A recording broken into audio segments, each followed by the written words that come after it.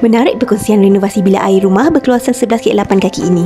Bilik air yang asalnya berlantai simen, cat plastik dinding dan berbumbung zinc berjaya diubah dengan sangat cantik dan tampak lebih selesa.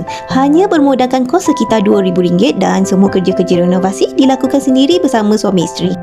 Anggaran tempoh renovasi pula mengambil masa dalam 3 bulan lebih. Sepenuhnya dilakukan suami pemilik yang pandai bertukar dan selepas pulang bekerja. Kos bahan-bahan yang digunakan untuk renovasi bilik air juga ada dikongsikan.